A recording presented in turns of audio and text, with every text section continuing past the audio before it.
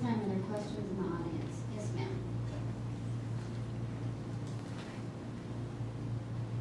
Please try to talk right into the microphone. It's getting harder to hear. I'm tall, so can I pull it up? Yeah, sure. Okay.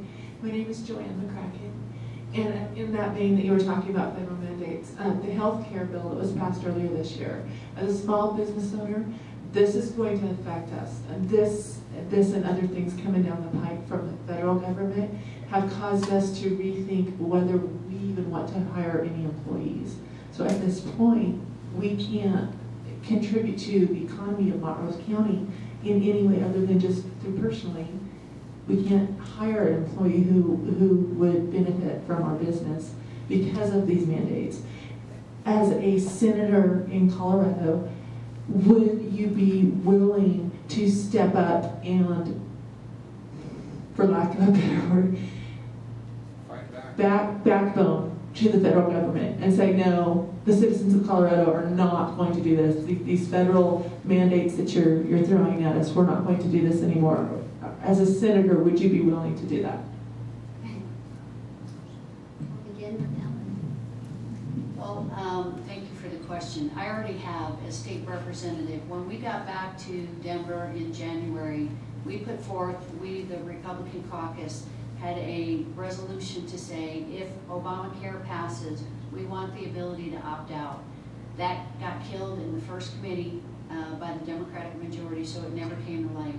The next thing that we did was basically ask the Attorney General of the state of Colorado to join the lawsuit to fight Obamacare in terms of the constitutional nature of it.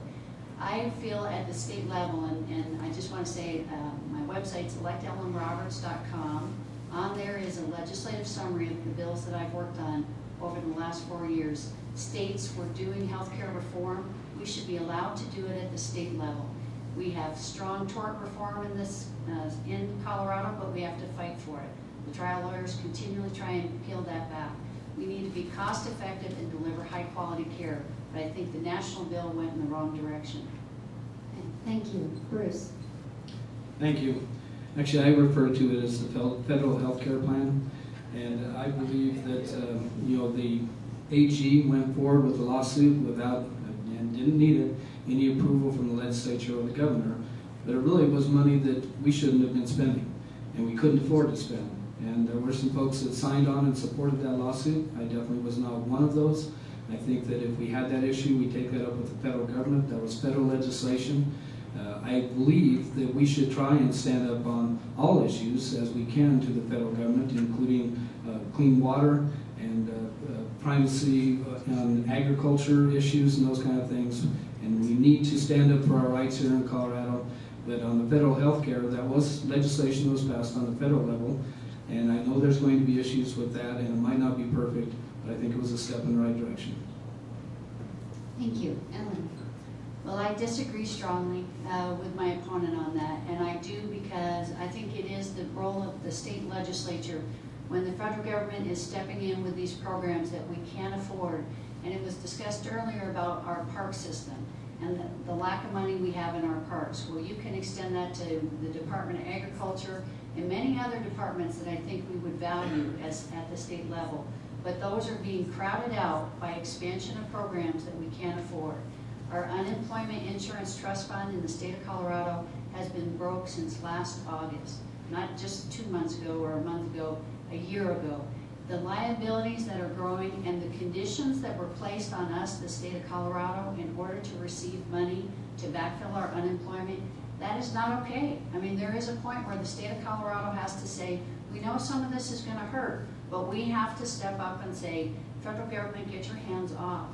And it's going to take some strength, but I would just say, I've heard Bruce say that our congressional delegation gets to make those decisions. I disagree with that. We need to step up. Thank you. Bruce, your response. Thank you. Again, that was federal legislation. None of us as state legislators got a vote on that. But I would also comment that in regards to some of the additional costs when people would go on Medicaid, actually that is 100% backfilled by the federal government until the year 2017, and then it'll be reduced down to where it'll have a backfill of about 90%. So by that time, we believe the state's economy will turn around and won't have the major impacts. But I didn't get a vote on federal legislation any different than anybody else in this room did.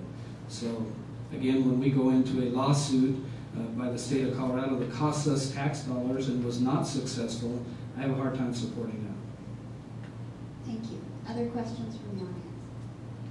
Yes, sir. You have your hand up for a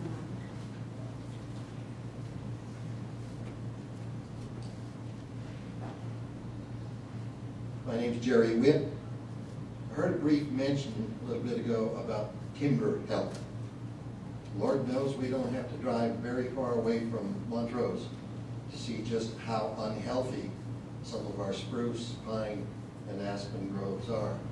We used to have a timber industry in this state, and now the largest sawmill here in Montrose virtually shut down. So I have two questions. Number one, what can you guys do to help clean up the mess that we've got out there with all that dying and dead timber?